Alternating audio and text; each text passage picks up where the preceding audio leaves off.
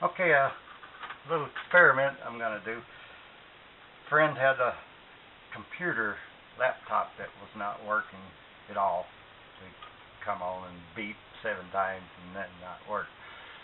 So what they claim is, or what happens with these circuit boards, this is the motherboard out of it, is there's a couple of chips on here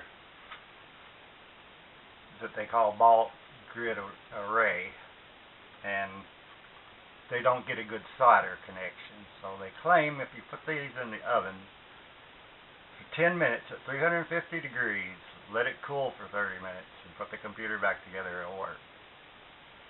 So have it ready to go back in. I've baked it. I hope I can bake it better than I do food, because if it comes out like anything I bake, it's not gonna work. We'll find out in the next portion. Okay, so here's the computer put back together. I've had to totally strip the whole thing out, put it back together. I don't have all the screws in, because if this does not work, I have to take the hard drive out and recover some files for the lady. So here's the first try.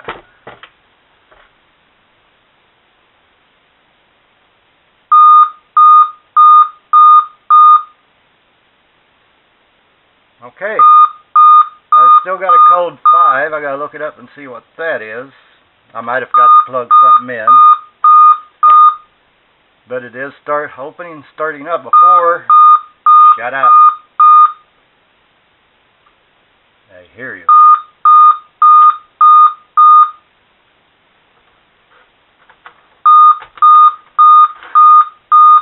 I might not have one of the memories seated in or something. I'll have to check it out, see what the code 5 is. And okay, there it stopped. It might have just froze. We'll see. But anyway, it's doing more than it did before. When I got it, she dropped it off.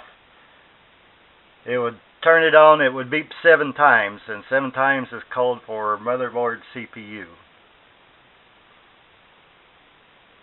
So we did the baking trick.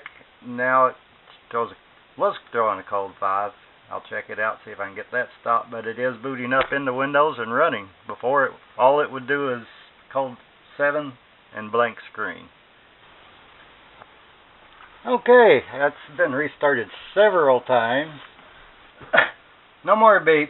Had the 5 beeps at that one time, and I checked it, and it's CMOS battery. Makes sense, since I had the CMOS battery out, that CMOS lost its memory. Might have to reset the clock or something like that on it. Put all the screws back in, ran beautiful, and all of a sudden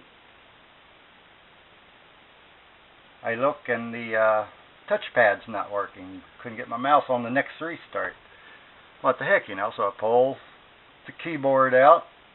It works. Put the keyboard back in, it doesn't work. Like short somewhere. So I check the wiring, check everything. Finally, I've got the keyboard laying here, and I start to goof with it. And look at that button right there. Turns the touchpad on and off. Duh! So I think we got her fixed. I don't know if it's going to last. I don't know if it's going to be temporary. I've heard this being done on stereo systems like Onkyo or I can't pronounce her name, and Sony, and some of those as a temporary fix. But it's usually not permanent. We'll see if it is on this computer or not. Thanks, everybody. Catch y'all later. Bye.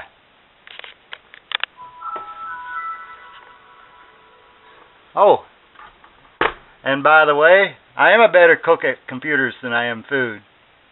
Still not edible, though.